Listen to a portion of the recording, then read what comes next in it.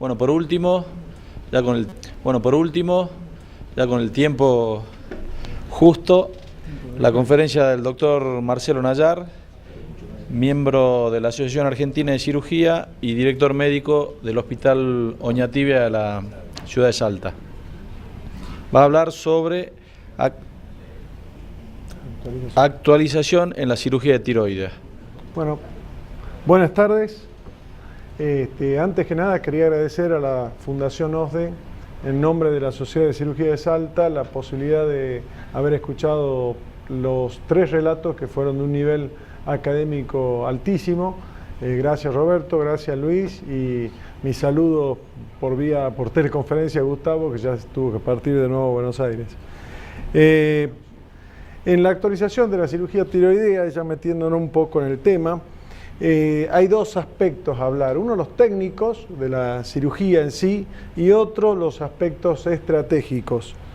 En los aspectos técnicos se cambian con respecto a las vías de abordaje, que son las convencionales y la cervicoscopía, que uno viene leyendo hace algunos años atrás y todavía no han sido convincentes para ningún centro de referencia. Tiene indicaciones muy limitadas por el tamaño y la malignidad de la lesión.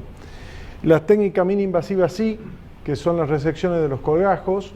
Ya se evita las resecciones de grandes colgajos inferiores y superiores, y evitan la formación de seromas posteriores. Y lo que sí hay un avance importante son en los métodos especiales de hemostasia.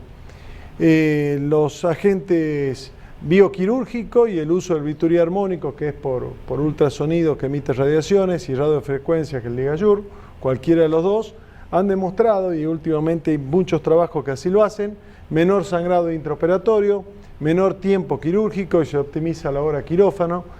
No se ha demostrado mayor seroma, que era una de las cosas que se le acusaba, y menor hematoma sofocante. Lo pongo con signo de pregunta. Todavía no hay ningún trabajo prospectivo randomizado que así lo pueda demostrar. El nivel de evidencia científica todavía no lo es, pero sí es importante en la recuperación del paciente.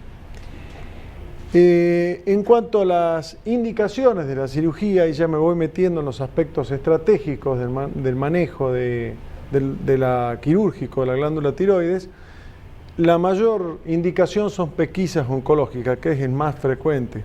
Trastornos funcionales como el hipertiroidismo, compresión de órganos vecinos, razones estéticas y cancerofobia. Esta diapositiva tiene sus años, y cada vez que hablo de razones estéticas, a veces en otros lugares no saben lo que es trabajar en una zona endémica, donde desgraciadamente todavía vemos casos que vienen del interior de nuestra provincia, o de Jujuy o de Bolivia, con grandes bocios y que necesitan grandes resecciones. Y cuando uno se pone al nivel estratégico, compara las indicaciones, que eran 3 para llevar un paciente a operar de tiroides, y el aspecto estratégico, ve que hay muchas más. Y eso significa que la cirugía de tiroides es hecha a medida, como vamos a ver más adelante. Voy a empezar al revés, voy a empezar por las complicaciones. ¿Y por qué empiezo por acá? Porque hay tasas dispares.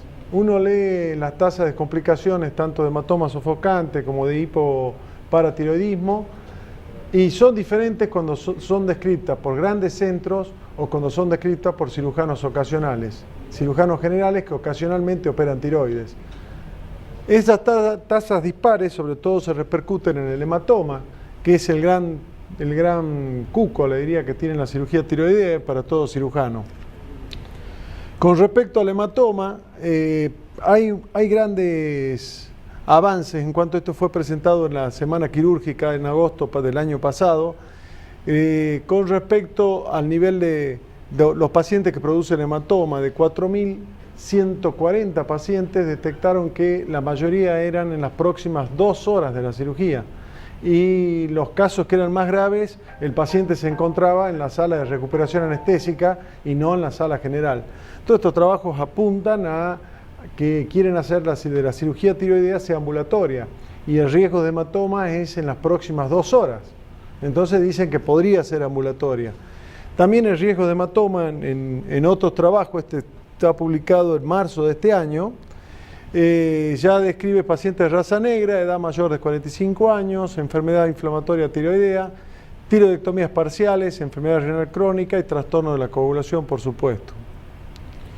Y hay otro trabajo muy importante que recientemente está en prensa, que está por internet, donde como hay un 50% de las tiroidectomías que son realizadas por cirujanos generales, ocasionalmente que operan tiroides, es bueno que ellos tengan en la mente que cuando operan un hipertiroidismo, pacientes con anticuerpos positivos y un aumento de la tiroglobulina, son pacientes que van a ser seguramente tiroidectomías difíciles.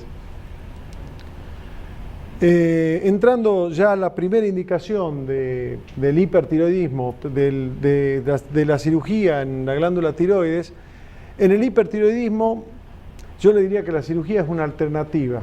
Primero tiene que tener un tratamiento médico farmacológico, tratamiento con yodo 231 y agotadas esas instancias recién entramos en el tratamiento quirúrgico. Únicamente tiene como indicación absoluta el tratamiento médico fallido, patología maligna concomitante, confirmada o sospechosa. El resto son indicaciones relativas. Tiene su ventaja el tratamiento quirúrgico cuando lo comparan mucho con el yodo radioactivo. La respuesta rápida y efectiva es una ventaja, mínima mortalidad en centros especializados, baja recurrencia, no empeora la oftalmopatía, la mejora hasta entre signo de pregunta, no hay nivel de evidencia científico todavía demostrado, y eutiroidismo entre signos de preguntas, como lo voy a describir en las próximas diapositivas. Y la desventaja sobre todo es el alto costo, necesidad de un equipo entrenado y el hipotiroidismo que producen otros métodos. Cuando se va a operar un paciente con hipertiroidismo debe ser un tratamiento multidisciplinario. La presencia del endocrinólogo y del cardiólogo antes de operar a este paciente es fundamental, ya que debe estar bien preparado. Y debemos llegar a la cirugía con el paciente eutiroideo en lo posible. La extensión de la cirugía está discutida en tres tipos: tiroidectomía total o casi total bilateral, la subtotal, que puede ser bilateral o dejando algún muñón de un solo lado, en quilla, y la loboismectomía. Estas son algunas gráficas de la tiroidectomía subtotal bilateral, dejando 2 gramos de cada lado, 2 centímetros cúbicos de cada lado. Algunos otros autores se inclinan por dejar 4 centímetros de un solo lado y del otro lado hacer una total. Todo esto apunta a tener menos complicaciones, sobre todo la hipocalcemia posoperatoria. Y la subtotal en quilla bilateral, que es una técnica que fue descrita desde hace años en el Hospital Oñatibia, que le hacía mucho el doctor Sarabia, que parecía tener excelentes resultados en cuanto a los pacientes que terminaban eutiroideos, pero vamos a ver los resultados definitivos a largo plazo. Lo cierto es que en la literatura no hay, los trabajos, la mayoría son europeos, porque en Estados Unidos se opera muy poco el hipertiroidismo y todavía no está definido sobre el tipo de técnica. Tienen algunos mayores ventajas con la tiroidectomía total, otros indican la tiroidectomía subtotal como indicación absoluta. Y lo real es que si uno elige cualquier técnica que elige, tiene el soporte científico para hacerlo, tanto en una subtotal como en la tiroidectomía total en el hipertiroidismo. Le voy a mostrar esta experiencia que yo le hablaba del Hospital Oñatibia sobre 826 tiroidectomías vistas en cuanto a la complicación. Esto fue en la década del 90 y presentado en el Congreso Argentino de Cirugía en el año 2001. Sobre un total de 164 pacientes con hipertiroidismo. En él observamos que la mayoría de los pacientes eran operados con una técnica en quilla. Los resultados de la técnica de los pacientes con subtotal bilateral en quilla parecía que quedaban eutiroideos, y ese era el caballito de batalla de la técnica. Cuando hice una revisión nuevamente en mediados de la década del 2005-2006, nos dimos cuenta que todos los pacientes que habían recibido una tiroidectomía subtotal en quilla estaban hipotiroideos. Es decir, que el eutiroidismo fue únicamente por 2 o 3 años y a la larga terminaron hipotiroideos igual. Es decir, que ya no tiene ninguna ventaja hacer una tiroidectomía subtotal con respecto a lo total en cuanto a la función tiroidea, ya que todos terminan en hipotiroidismo. Es así como cuando nosotros en el hipertiroidismo actualmente tenemos que definir si vamos a hacer una tiroidectomía total o subtotal, se pone en la balanza la persistencia o recurrencia, que sería haciendo una técnica en menos o subtotal, y versus el eutiroidismo, que teóricamente se lograría, pero actualmente ya está demostrado que no es así y que a los 2 o 3 años, técnica que empleen tanto la subtotal como la total, el paciente termina hipotiroideo. Así que hoy por hoy me inclinaría más por la técnica que sepa hacer el cirujano correctamente, y si es un cirujano altamente especializado en tiroides, puede hacer una tiroidectomía total perfectamente. En cuanto a las indicaciones de la cirugía, en cuanto a la primera que yo les puse como pesquisa oncológica, es sin duda la más frecuente, y de nuevo vuelvo a la tasa variable de las complicaciones. Con respecto a esto, fíjense, la hipocalcemia transitoria o definitiva, que es una de las complicaciones más temibles, que va del 0,4% a 0,7%, que es la que tenemos en el hospital y las descripta en los centros de referencia de cirugía tiroidea, contra técnicas de un 33% de hipocalcemia o hipoparatiroidismo definitivo. Es altísimo, es un paciente que está condenado a tomar una cantidad importante de pastillas de calcio, que ustedes saben de que toda la indigestión y la molestia que causan. Es decir, que es una cirugía cirujano dependiente, y en esto es fundamental no ver lo que nosotros somos y no lo que uno ve al espejo. Como esto representa este gatito que se ve un león. Hay una alta, en el nódulo tiroideo, la tasa de prevalencia es altísima. Sin embargo, la tasa de frecuencia de cáncer es bajísima, es prácticamente un 3%. Es necesario tomar al respecto una actitud racional y conservadora, y no largarse a operar todos los nódulos tiroideos. El objetivo final sería resecar tempranamente todos los nódulos tiroideos malignos y evitar las tiroidectomías innecesarias. Para ello me voy a remitir a un consenso realizado en el hospital Oñatibia en diciembre del 2010, en cuanto se clasificó al bocio de acuerdo a si era difuso o nodular, si ese nódulo era solitario o multinodular, y si era tóxico o no tóxico con respecto a su función. En eso se definió cuáles pacientes eran neoplásicos y cuáles no. Y de ahí viene el concepto que tiene que quedar claro, que existen patologías pseudonodulares en la glándula tiroides, que pueden ser nódulos coloides hiperplásicos o de tiroiditis, que no amerita una intervención quirúrgica, y sí apuntamos a identificar los procesos neoplásicos, benigno, un adenoma, o maligno con el cáncer.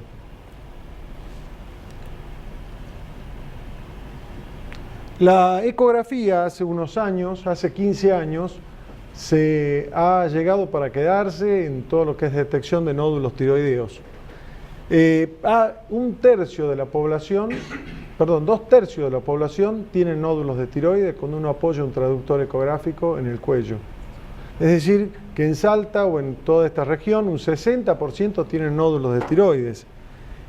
Recordando lo que recién les comentaba, que no todos esos nódulos son neoplásicos, sino que pueden ser nódulos coloides o hiperplásicos, hay que definir a cuáles operamos, a cuáles no. En eso hay que estar altamente agradecido con la Sociedad de Radiología, los cuales, luego de algunos años, han hecho un sistema de clasificación de los nódulos tiroideos basados en el TIRAD. El TIRAD es una imitación del BIRAD que se usa para los nódulos de mama, y lo que hace es definir cuáles de aquellos nódulos, basados en la estructura interna, en la superficie, en la vascularidad, van a meditar un mayor estudio. De esto se define 6 tipos y una subclasificación en A y B. Obviamente del 1 sería el normal, el 2 benigno, hasta el 6 que es el maligno, y en los cuales surgen las diferentes indicaciones. No solamente nos ayuda a definir cuáles son los nódulos sospechosos de neoplasia, sino que nos ayuda a la selección en los casos de bocios multinodulares cuál es el nódulo que va a punzar el patólogo. Y esto va a disminuir hasta un 35% el número de punciones necesarias. Al respecto, se unificó con esto cuál es la conducta que vamos a hacer y define cuáles son los nódulos que vamos a punzar y cuáles no. Desde ya el tamaño es muy importante en cuanto al tamaño del nódulo tiroideo y se considera que todos los nódulos menores de 1 centímetro son incidentalomas y no ameritan una PAF salvo que tenga algún factor epidemiológico, que enseguida lo vamos a ver, o algún riesgo de carcinoma, algún antecedente familiar de carcinoma papilar de tiroides, si no, no amerita la punción ni el estudio. Se punzan los mayores de 1 centímetro y nos basamos en todo lo que es el interrogatorio y el examen físico, donde vamos a buscar específicamente los factores epidemiológicos, si estuvo expuesto a radiaciones ionizantes, terapéutica o accidental. Interrogar por el cáncer de mama. Uno a veces, ¿cómo interrogo si tuvo exposiciones a radiaciones? Es preguntarle si tuvo tratamientos oncológicos, predisposición familiar, zonas de dieta bajo en yodo, tiroideopatías preexistentes o factores hormonales o reproductivos. De ello surge la clasificación anátomo-patológica, que nos ayuda también a una mejor selección de saber a qué paciente vamos a operar y cuál lo podemos observar. De ello, también los patólogos han unificado los criterios y actualmente se acepta la clasificación de Bethesda como la más convincente y clara para poder ser interpretada por el cirujano cuando nos llega el paciente, y también marcha del 1 al 6, siendo el 6 el 97 al 99% de las posibilidades de que sea cáncer, y el 1 o 2 seguramente son pacientes que pueden ser observados. Una observación que si uno no aclara de que hay patologías que no son neoplásicas, en el Bethesda 4 entiende como sospecha de neoplasia folicular. Ese informe en un paciente de sospecha de neoplasia folicular generalmente ya viene con el sello y la predisposición a operarse. A veces es bueno que el informe venga como Bethesda 4 y no como sospecha, porque el paciente lo lee y cuando lee sospecha quiere operarse, y eso nos marca una tiroidectomía que seguramente o capaz que era innecesaria. Voy a hacer un hincapié en cuanto al diagnóstico intraoperatorio. En el diagnóstico intraoperatorio es muy importante lo que dice el cirujano y la experiencia del cirujano.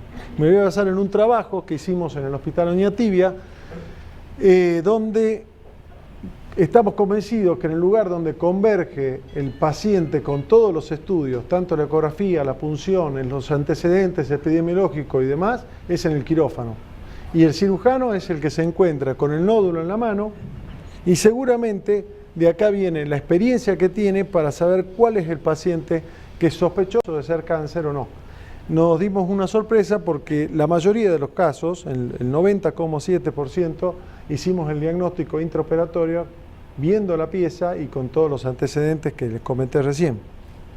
A modo ilustrativo, ¿y en qué nos basamos para saber cuándo un nódulo era benigno o maligno? De solo verlo, los benignos son más rosados, uniformes, de menor consistencia, una cápsula bien conformada y gruesa, y la presencia de degeneración o fibrosis y calcificaciones macroscópicas.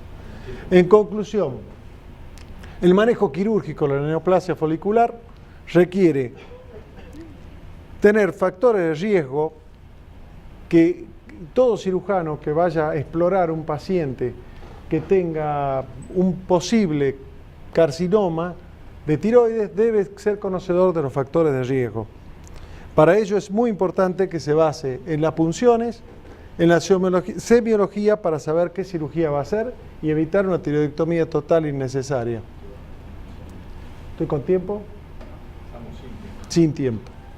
El 80% tiene, lo que tiene que saber un cirujano que va a explorar una glándula tiroides con patología posiblemente maligna, que el 80% va a tener una excelente evolución, el 5% tienen un mal pronóstico, cualquiera sea el tipo de cirugía que se le haga, y hay un 15% que necesitan un tratamiento quirúrgico agresivo, más el yodo radioactivo. Les presento algunos factores pronósticos. Nosotros elegimos movernos con lo propuesto por Saja, del Memorial Sloan Kettering Cancer Center, Y esto habla de la benignidad de la enfermedad, del cáncer diferenciado de tiroides, que es el único caso que en la estadificación, el manual de estadificación del cáncer, cuando son menores de 45 años, sin importar el tamaño, sin importar la cantidad de nódulos tiroideos, o se tiene metástasis o no, no hay estadios 3 y 4, y esto desde hace muchos años. Entonces uno opina, si es que hay una clasificación de la Organización Mundial de la Salud que nos está diciendo de que no hay estadio 3 y 4, ¿son necesarias cirugías agresivas en todos los casos? Más aún sabiendo que el 50% de los cirujanos que exploran las glándulas tiroides son cirujanos ocasionales que no están altamente familiarizados con una tiroidectomía, con una tasa de complicación o de secuela de hipoparatiroidismo de un 33%, si es necesario una cirugía agresiva, en la mayoría de los casos no. En los 80% de los casos, con una loboismectomía andaría muy bien. Y dejar las tiroidectomías totales o cirugías más agresivas para hacerlas en centros especializados y con cirujanos entrenados. Yo paro acá porque, por una razón de tiempo, muchas gracias.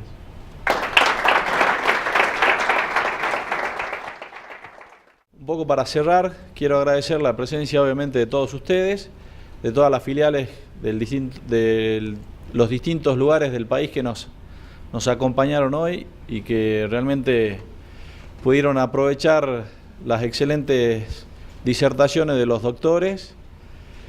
Invitarlos a seguir participando de estos eventos que Fundación fomenta mucho, desarrolla denodadamente. Quiero agradecer en la persona de Bernardo el habernos elegido a nosotros, la filial y la ciudad de Salta para ser sede. Agradecerle nuevamente a los visitantes la amabilidad de desplazarse tantos kilómetros. Y bueno, agradecerles a todos ustedes la presencia. No sé si habrá alguna pregunta, si no damos por cerrado la jornada. Parece que no hay ninguna pregunta, así que bueno, les